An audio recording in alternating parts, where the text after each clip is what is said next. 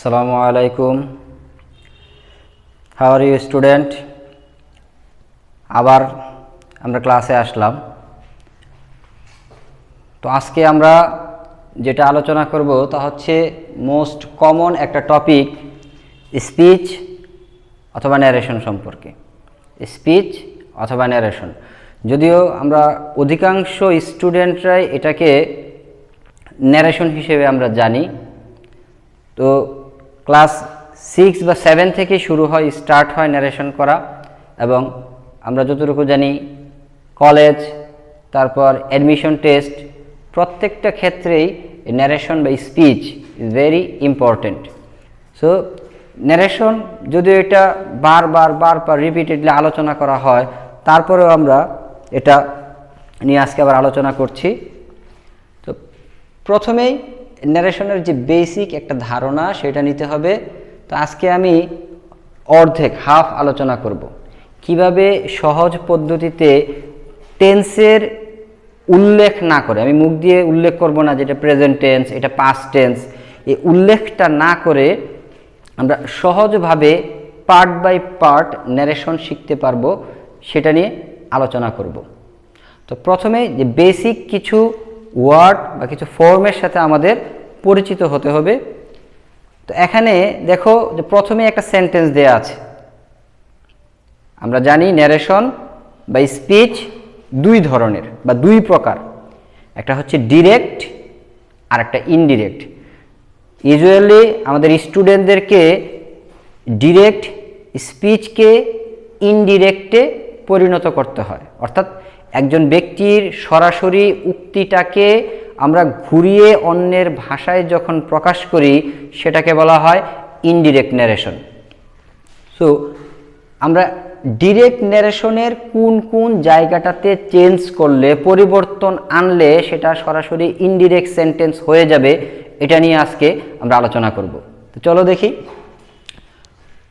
প্রথমেই কয়েকটা পার্ট থাকে। একটা হচ্ছে এই কমার আগে একটা ভার্ব থাকবে, যেটাকে সাধারণত আমরা বলি রিপোর্টিং ভার্ব। রিপোর্টিং ভার্ব, যে ভার্বটার মাধ্যমে বক্তা অন্যের উক্তিটাকে প্রকাশ করে, এটা হচ্ছে রিপোর্টিং ভার্ব। তারপর সেন্টেন্সের মাঝখানে একটা কমা থাকবে, উক্তির ঠিক আগে একটা কমা থাকবে, এবং কোনো ব্যক্তির কথাটাকে হুবহু নকল করার জন্য, কোট করার জন্য যেই কোটেশন মার্ক ব্যবহার করা হয়, আমরা ইংলিশে সেটাকে বলি ইনভার্টেড কমা। ইনভার্টেড কমার সাহায্যে একজন ব্যক্তির হুবহু বা সরাসরি কথাটাকে কোটিং করা হয়। তো এটার নাম হচ্ছে ইনভার্টেড কমা। এবং ইনভার্টেড কমার ভিতরে যে মূল বক্তব্যটা থাকবে তাকে বলা হয় রিপোর্টেড স্পিচ। তো মূলত আমাদের যে চেঞ্জিংগুলো আনতে হয়, রিপোর্টিং ভার্ব অর্থাৎ সেইট, এটাকে চেঞ্জ করতে হবে, কমাকে চেঞ্জ করতে হবে, ইনভার্টেড কমাটাকে বাদ দিয়ে দিতে হবে, এবং রিপোর্টেড স্পিচের ভিতরে বিশেষ করে ভার্বটাকে চেঞ্জ করতে হবে। ভার্ব চেঞ্জ হলেই পুরো সেন্টেন্স চেঞ্জ হয়ে যাবে। অনেক সময় সেন্টেন্সের ভিতরে সময় নির্দেশক কিছু ওয়ার্ড দেয়া থাকে, সেই ওয়ার্ডগুলোকে চেঞ্জ করতে হয়। নাও থাকলে দেন, ইয়েস্টারডে থাকলে the previous day, before ago, এই টাইপের ওয়ার্ডগুলোকে চেঞ্জ করতে হবে। তো সংক্ষেপে সহজ ভাষায় কিভাবে মাত্র 3টা পার্ট পরিবর্তন করার মাধ্যমে আমরা ন্যারেশন শিখতে পারি, আমরা আজকে দেখব। 3 পার্টের মধ্যে আজকে 2 পার্টের আলোচনা করব, আর পরবর্তী পার্টে আমরা বেসিক যে গ্রামার মূল আলোচনাটা আমরা পরবর্তী ক্লাসে করব।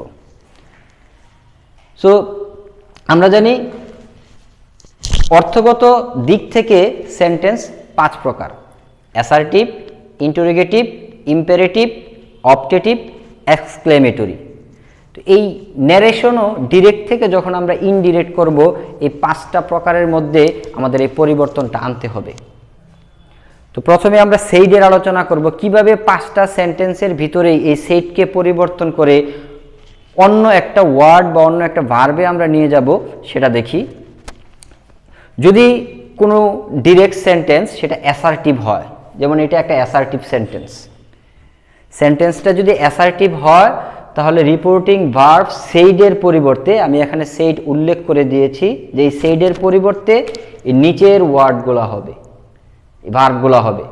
তাহলে অ্যাসার্টিভ সেন্টেন্সে সেইডের পরিবর্তে আমরা কি আনবো? সেইড অথবা টোল্ড। এখানে একটা জিনিস খেয়াল রাখতে হবে যে যদি আমরা দেখি এই রিপোর্টিং ভার্বের পরে কোনো অবজেক্ট থাকে এবং আমরা যদি সেইড ব্যবহার করি তাহলে টু ব্যবহার করতে হবে, ইনফিনিটিভ টু, সেইড টু হয়। কিন্তু আমরা যদি সেইড ব্যবহার না করে টোল্ড ব্যবহার করি তাহলে সেখানে টু ব্যবহার করা যাবে না, কারণ told doesn't accept to, to টোল্ডের পরে কখনো হয় না। তাই অ্যাসার্টিভ সেন্টেন্সে কি হবে? সেইডের পরিবর্তে সেইড অথবা টোল্ড বসাবো অ্যাসার্টিভে। এবার আসি আমরা ইন্টারোগেটিভ সেন্টেন্স। ইন্টারোগেটিভটা কি? প্রশ্নবোধক সেন্টেন্স। ইন্টারোগেটিভ সেন্টেন্সে যদি রিপোর্টিং ভার্ব সেইড থাকে তাহলে সেইডের পরিবর্তে আমরা সহজ ভাষায় আস্কড বসাবো। ইনকোয়ার অনেক কিছু বসানো যায়, আমরা এগুলো বসাবো না। সহজ ভাষায়, বিশেষ করে সাধারণ স্টুডেন্টের জন্য যারা খুব সহজে পাস করতে চায়, যারা খুব ব্রিলিয়ান্ট স্টুডেন্ট, যাদের অনেক জানার ইচ্ছা, তারা বই পড়ে বিস্তারিত জানতে পারো। মূলত আমাদের যেহেতু সব স্টুডেন্টদের নিয়ে কাজ করতে হয়, তাই বেসিক শুধু সহজে বোঝার জন্য একটা জিনিসই দিয়েছি এখানে, যে সেইডের পরিবর্তে আমরা বসাবো আস্কড। সেইডের পরিবর্তে ইন্টারোগেটিভ সেন্টেন্সে আস্কড, অ্যাসার্টিভে সেইড বা টোল্ড, ইন্টারোগেটিভে আস্কড। একটা পার্ট কিন্তু শেষ করে দিচ্ছি। রিপোর্টিং ভার্ব হিসেবে 5টা সেন্টেন্সে যেই ভার্বগুলো বসতে পারে আমরা একটা পার্ট শেষ করছি। ঠিক সেই ডিরেক্ট ন্যারেশনটা যদি ইম্পেরেটিভ সেন্টেন্সে হয়, ইম্পেরেটিভ যে সেন্টেন্স দ্বারা আদেশ, নিষেধ, উপদেশ, অনুরোধ ইত্যাদি করা হয়, আমরা জানি সেটা হচ্ছে ইম্পেরেটিভ সেন্টেন্স। তো ইম্পেরেটিভ সেন্টেন্সে সেইডের পরিবর্তে এখানে অনেকগুলো হয়। যদি সেন্টেন্সটা দ্বারা কাউকে আদেশ করা বোঝায় তাহলে আমরা বসাবো অর্ডারড। যদি নিষেধ করা বোঝায় তাহলে আমরা ফরবেড ব্যবহার করব বা অর্ডারও ব্যবহার করতে পারবো। অনুরোধ যদি বোঝায় তাহলে রিকোয়েস্টেড। উপদেশ বোঝালে অ্যাডভাইসড, যদিও আমি এখানে শুধুমাত্র 2টা লিখেছি সংক্ষেপের জন্য। তাহলে উপদেশ বোঝালে অ্যাডভাইসড, পরামর্শ যদি বোঝায় তাহলে সাজেস্টেড, প্রস্তাব যদি বোঝায় তাহলে প্রপোজড। তো এই ওয়ার্ডগুলা সেন্টেন্সে ইম্পেরেটিভে সেইডের পরিবর্তে বসবে ordered, requested, advised, forbade, suggested, proposed. আর যদি আমরা দেখি যে সহজে আইডেন্টিফাই করতে পারছি না এটা দ্বারা এই আদেশ বোঝাচ্ছে না, নিষেধ বোঝাচ্ছে না, উপদেশ, অনুরোধ, তখন আমরা সহজ ভাষায় টোল্ড ব্যবহার করব। রুলসের মধ্যে আছে এবং সেটা বোর্ডে অ্যাকসেপ্ট করে নিবে, টোল্ড। তাহলে অ্যাসার্টিভে সেইডে বা টোল্ড, ইন্টারোগেটিভে আস্কড, ইম্পেরেটিভে সেইডের পরিবর্তে অর্ডারড, রিকোয়েস্টেড, অ্যাডভাইসড, প্রপোজড বা সাজেস্টেড। তারপর আমরা 4 নম্বর সেন্টেন্সে আসি, সেটা হচ্ছে অপটেটিভ। অপটেটিভ সেন্টেন্স হচ্ছে যেই সমস্ত সেন্টেন্স দ্বারা আমরা কারোর জন্য দোয়া, আশীর্বাদ, প্রার্থনা বা বদদুয়াও বোঝায়, কারোর জন্য উইশ করা বোঝায়, সেটা হচ্ছে অপটেটিভ সেন্টেন্স। তো এই অপটেটিভ সেন্টেন্সে ডিরেক্ট স্পিচে সেইডের পরিবর্তে আমরা উইশড অথবা প্রেইড বসাবো। প্রে থেকে প্রেইড, হয় উইশড নয় প্রেইড, দুইটার যে কোনো একটা বসাবো সেইডের পরিবর্তে অপটেটিভে। 4টা শেষ। Number 5, exclamatory sentence. Exclamatory sentence হচ্ছে যেই সমস্ত সেন্টেন্স দ্বারা মনের আবেগ, অনুভূতি, হাসি, কান্না, দুঃখ, বেদনা, যাতনা, আনন্দ এই জিনিসগুলো বোঝায় বা আমরা আমাদের অনুভূতি প্রকাশ করি, সেটাই হচ্ছে এক্সক্লেমেটরি সেন্টেন্স। এক্সক্লেমেটরি সেন্টেন্স সে আমরা কি করব? সেইডের পরিবর্তে যদি ওই সেন্টেন্সটা আনন্দদায়ক কিছু বোঝায়, খুশির সংবাদ হয়, তাহলে আমরা বলবো exclaimed with joy. Exclaimed with joy. যদি এই এক্সক্লেমেটরি সেন্টেন্স দ্বারা কোনো দুঃখের সংবাদ বোঝায় তাহলে আমরা কি বলবো? exclaimed with sorrow, exclaimed with sorrow। আর যদি লজ্জাজনক কিছু হয় তাহলে exclaimed with shame, ইত্যাদি ইত্যাদি অনেক কিছু ব্যবহার করা যায়। আমরা শুরু করব exclaimed with দিয়ে, তারপরে যে ওয়ার্ড হবে joy, sorrow, shame ইত্যাদি বসবে। তাহলে একটা পার্ট শেষ হলো। বলেছিলাম আগেই যে তিনটা পার্ট আমরা পরিবর্তন করব, সেট, কমা, রিপোর্টেড স্পিচ অর্থাৎ ভার্ব। এই তিনটা সাইড আমরা পরিবর্তন করতে পারলেই টোটাল ন্যারেশন চেঞ্জ হয়ে যাবে। কোনো গ্রামারের রুলস লাগবে না, টেন্স লাগবে না, শুধু ওয়ার্ডগুলো মুখস্থ থাকতে হবে যেগুলো আছে। তাহলে অ্যাসার্টিভে সেড বা টোল্ড, ইন্টারোগেটিভে আস্কড, ইম্পারেটিভে ordered, requested, advised, proposed, suggested, forbade. অপটেটিভে উইশড বা প্রেইড। এক্সক্লেমেটরি সেন্টেন্সে exclaimed with joy, exclaimed with sorrow, exclaimed with shame. ঠিক আছে, এই গেল সেইডের আলোচনা। এবার আমরা আসি দ্বিতীয় part, comma. This is very important. এই কমাটা সেন্টেন্সের ভিতরে রাখা যাবে না, কারণ আমরা যখন ইনডিরেক্ট করব তখন এই দুইটা অংশকে একটা অংশে রূপান্তর করতে হবে, এবং সেটা অবশ্যই একটা অ্যাসার্টিভ সেন্টেন্স হতে হবে। অর্থাৎ ইন্টারোগেটিভ সেন্টেন্সকে ইন্টারোগেটিভ বানানো যাবে না, ইম্পেরেটিভকে ইম্পেরেটিভ বানানো যাবে না, অপটেটিভ এক্সক্লেমেটরিকে ওই সেন্টেন্সে রূপান্তর করা যাবে না। সেন্টেন্সটা যেই ফর্মেই থাকুক, এটাকে যখন আমরা ইনডিরেক্ট করব সেটাকে অবশ্যই অ্যাসার্টিভ ফরম্যাটে নিয়ে যেতে হবে। তো অ্যাসার্টিভ ফরম্যাটে নেওয়ার জন্য আমরা আবার আসি কমার ব্যবহারে। কমাটা কি? অ্যাসার্টিভ সেন্টেন্সে আমরা কমার পরিবর্তে বসাবো দ্যাট। তাহলে he said to me that, he told me, টুটা বাদ হয়ে যাবে, হি টোল্ড মি দ্যাট, অর্ধেক সেন্টেন্স শেষ। কমার পরিবর্তে অ্যাসার্টিভ সেন্টেন্সে আমরা বসাবো দ্যাট। ঠিক আছে, এরপর দেখো ইন্টারোগেটিভ সেন্টেন্স, প্রশ্নবোধক। ইন্টারোগেটিভ সেন্টেন্সটাতে কি হবে? কমার পরিবর্তে দুই ধরনের চেঞ্জ আসে, কারণ আমরা জানি ইন্টারোগেটিভ সেন্টেন্স দুইভাবে শুরু করা যায়। একটা হচ্ছে আমি অক্সিলারি ভার্বের সাহায্যে সেন্টেন্সটা করতে পারি, do you know me, auxiliary দিয়ে, অথবা WH কোশ্চেনের সাহায্যে আমরা একটা ইন্টারোগেটিভ প্রশ্ন করতে পারি, what's your name, where are you going. তো WH কোশ্চেন দিয়ে অথবা অক্সিলারি ভার্ব দিয়ে আমরা ইন্টারোগেটিভ শুরু করতে পারি বিধায় এখানে কমার পরিবর্তে দুইটা অপশন দেয়া আছে। যদি কোনো ইন্টারোগেটিভ সেন্টেন্স অক্সিলারি ভার্ব দিয়ে শুরু হয়, কোনো ইন্টারোগেটিভ সেন্টেন্স যদি অক্সিলারি ভার্ব দিয়ে শুরু হয়, তাহলে আমরা কমার পরিবর্তে বসাবো ইফ। অক্সিলারি ভার্ব দিয়ে শুরু হলে কি বসাবো? ইফ। আর যদি ইন্টারোগেটিভ সেন্টেন্সটা WH কোশ্চেন দিয়ে শুরু হয়, তাহলে আমরা কমার পরিবর্তে যেই WH কোশ্চেনের ওয়ার্ডটা থাকবে আমরা সেটাই বসাবো। অর্থাৎ সেন্টেন্সটা শুরু হয়েছে হোয়ার দিয়ে, আমরা হোয়ার বসাবো। হোয়াট দিয়ে শুরু হয়েছে, হোয়াট বসাবো।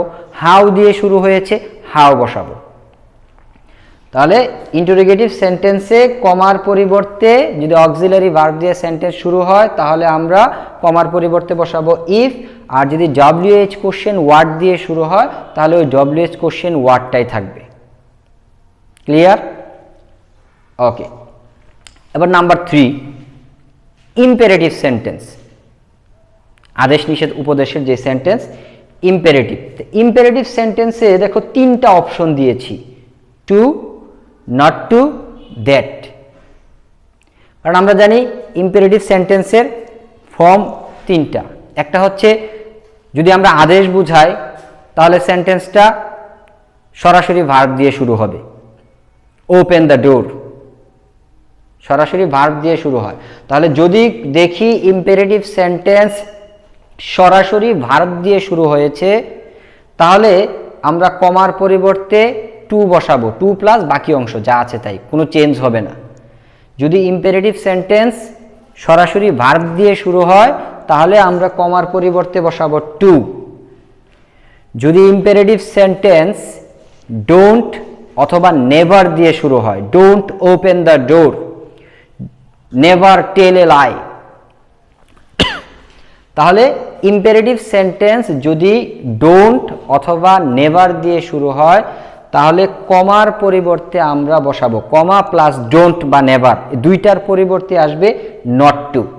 যেমন don't open the door, not to open the door, never tell a lie, not to tell a lie, এরকম হবে। তাহলে মেইন ভার্ব দিয়ে শুরু হলে টু, কমার পরিবর্তে ডোন্ট বা নেভার দিয়ে শুরু হলে নট টু। আর যদি সেন্টেন্সটা লেট বা লেটাস দিয়ে শুরু হয়, লেট মি, লেট হিম ইত্যাদি হতে পারে, লেট বা লেটাস দিয়ে শুরু হয় তাহলে আমরা কমার পরিবর্তে বসাবো দ্যাট। যেমন হি said to me let me do the work, he proposed me that he might do the work, এখানে কমার পরিবর্তে হবে দ্যাট। তাহলে ইম্পেরেটিভের ব্যবহার কয়টা কমার? তিনটা। মেইন ভার্ব দিয়ে শুরু হলে টু, ডোন্ট বা নেভার দিয়ে শুরু হলে নট টু, আর লেট বা লেটাস দিয়ে শুরু হলে দ্যাট। ক্লিয়ার? এবার নাম্বার 4, অপটেটিভ সেন্টেন্স, দোয়া, আশীর্বাদ, প্রার্থনার সেন্টেন্স। তো অপটেটিভ সেন্টেন্সে সহজভাবে আমরা কমার পরিবর্তে বসাবো দ্যাট, দ্যাটের ব্যবহারটাই বেশি। দ্যাট, তাহলে he wished that, he prayed that, I wished that, একটা অংশ শেষ। তাহলে অপটেটিভে দ্যাট। অনুরূপভাবে এক্সক্লেমেটরি সেন্টেন্সেও কমার পরিবর্তে দ্যাট, তাহলে দ্যাটের ব্যবহার কিন্তু চারটা জায়গায় হয়। অ্যাসার্টিভে দ্যাট, ইম্পেরেটিভের লেট দিয়ে শুরু হলে দ্যাট, অপটেটিভে দ্যাট, এক্সক্লেমেটরি সেন্টেন্সে দ্যাট, এই দুইটা অংশ শেষ। আগেই বলেছিলাম যে একটা ন্যারেশন পরিপূর্ণভাবে শেষ করতে গেলে তিনটা পার্ট শিখতে হয়। সেইডের পরিবর্তে কি হবে আমি শিখব, কমার পরিবর্তে কি হবে শিখব, তারপর এই যে রিপোর্টেড স্পিচে যে ভার্ব আছে সেই ভার্বের পরিবর্তে কি হয় সেটা শিখব। তো দুইটা পার্ট শেষ হয়ে গেলে বাকিটা খুব ইজি হয়ে যাবে। এখানে টেন্সের কোনো ব্যবহার, উল্লেখ বা উচ্চারণ করতে হবে না। হি said to me that, he asked me that, আগেই বলেছি টু ছাড়া said to, propose to, suggested two, এই তিনটা ভার্ব ছাড়া বাকি কোথাও আর টু বসাবে না, বাকি ভার্বগুলোতে টু বাদ হয়ে যাবে। তাহলে he said to me that. ইন্টারোগেটিভে হি আস্কড মি দ্যাট। ইম্পেরেটিভে he ordered me to, he ordered me not to, he proposed me that.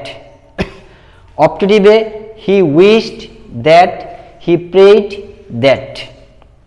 এক্সক্লেমেটরিতে he exclaimed with joy that, he exclaimed with sorrow that, he exclaimed with shame that.